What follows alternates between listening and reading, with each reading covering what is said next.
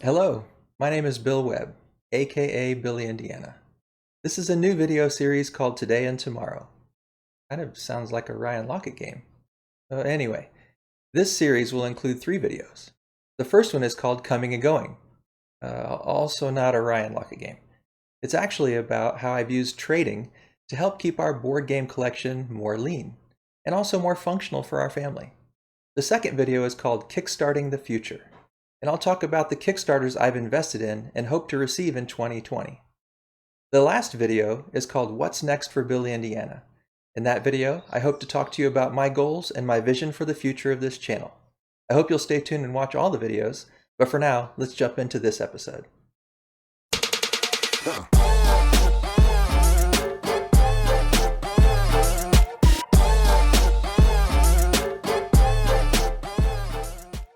In this episode, Kickstarting the Future, I'm going to rank the top 10 Kickstarter games that I've invested in. Now, to give you a little bit of a background, I'm not a huge Kickstarter investor. I've only ever backed 16 projects in my life, and 13 of those have been games.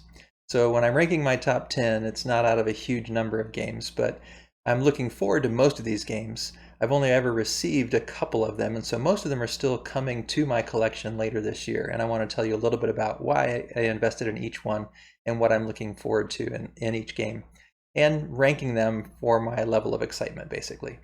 Before we break into the actual top 10, I do have one honorable mention, and it's mainly just because it's the first game that I ever backed on Kickstarter.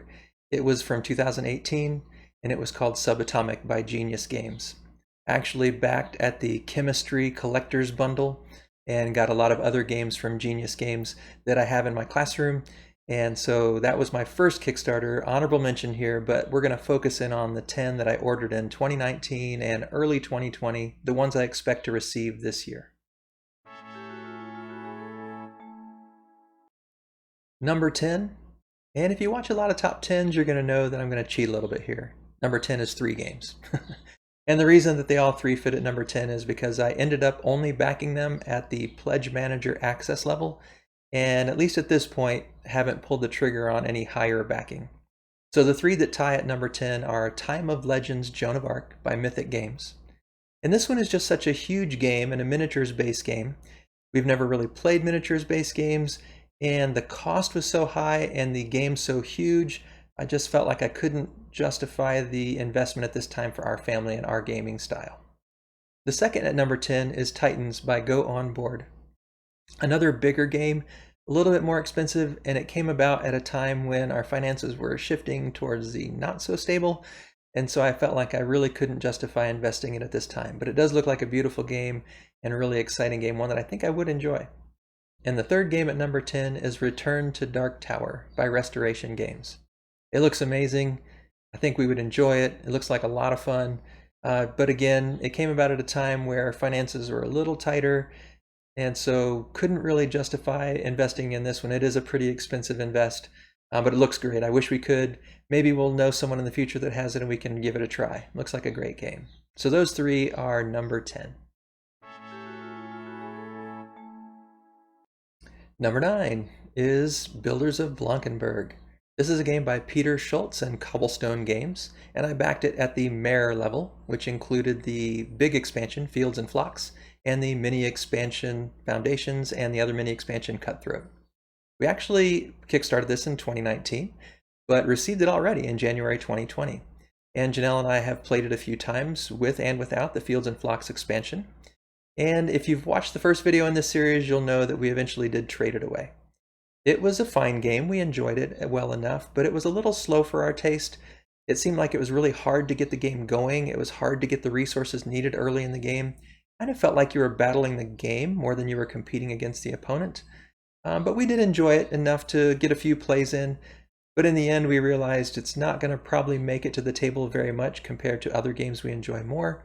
So we decided to trade it away, and hopefully someone else will get more love out of it.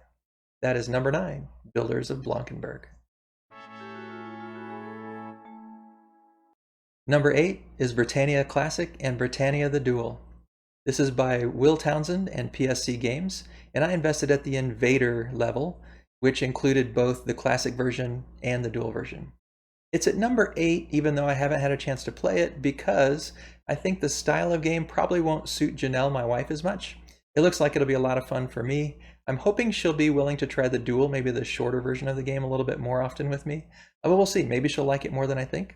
I also think maybe I could play it with my son, who's a bit more willing to play those kinds of games, or maybe I can find someone else in a gaming group that's willing to give it a shot and play. It looks a lot of fun. I'm just not sure how easy it'll be to get to the table based on the kind of game it is, but I'm still very excited to receive it. Number 7 is Successors by Phalanx Games. And this is one that I invested in where I would also get the Hannibal and Hamilcar expansions with it. Another kind of like Britannia.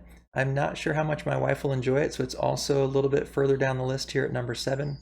It looks great, the great miniatures, looks like it'll be exciting gameplay, lots of neat features.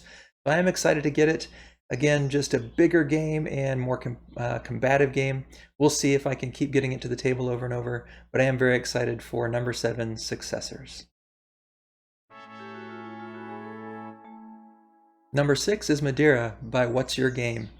I pledged at the collector's edition level to get all the special features and all the special collectible components, and I'm excited about this one. This one looks like one that probably my wife will enjoy even more than those more combative games, so it's a little bit higher on the list. The only reason it's not higher than number 6 is it does look like a pretty big, grand game with a lot of depth and very Euro-y style. We do like those games, but they tend to not make the table quite as frequently. So that's why it's a little bit lower on the list, but still very excited to get this one. Number 6, Madeira the Collector's Edition.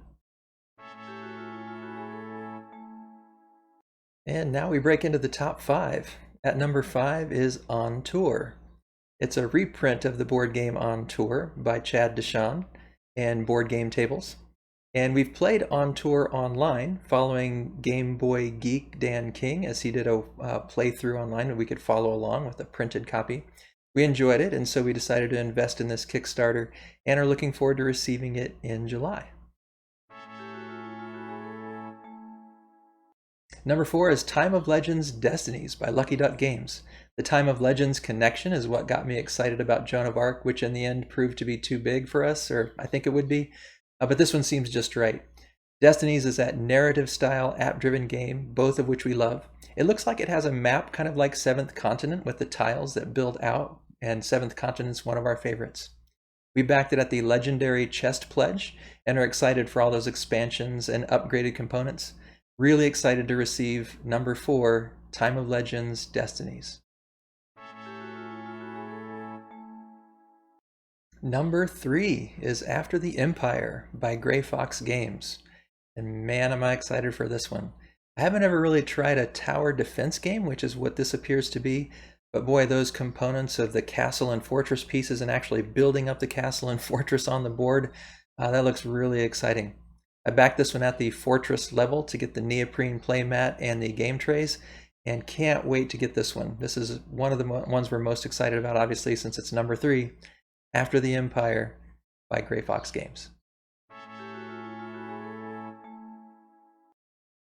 Number 2 is the Isofarian Guard by Sky Kingdom Games. This one just also looks great. I backed it at the Stonebound edition so I could get the Foreteller.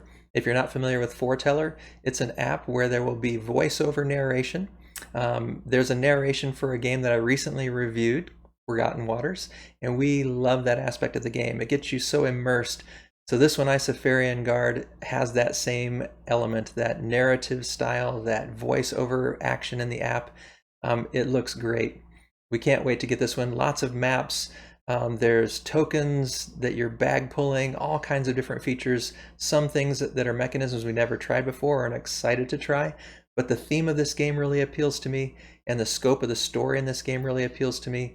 Very excited for number 2, The Isofarian Guard by Sky Kingdom Games.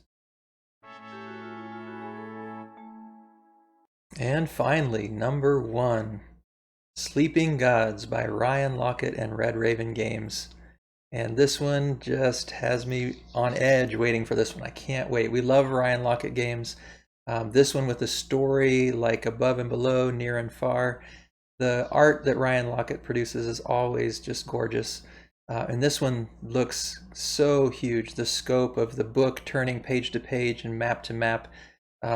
Yeah, we are so excited about this one. It's #1 on the list, partly because we have had such good experiences with other Ryan Lockett games, and also because of the nature of the story. As you can tell from my top 10, we really like story-driven narrative style games that have rich theme, and this has all of that in spades. So can't wait to get Sleeping Gods by Ryan Lockett, our #1 Kickstarter of the year. Well, hopefully you've enjoyed this video looking back at the Kickstarters that I invested in 2019 and early 2020, all the games I hope to receive this year in 2020. We'll see if I get them all due to the pandemic events that have caused some delays, but hopefully we'll get them all this year. Can't wait to get them to the table. If you've liked this video, please click the like button and subscribe. If you want to get a notification for our next video, click on that bell. The third video in the series should be coming out any day now. As always, thanks for watching. This is Billy Indiana, signing off.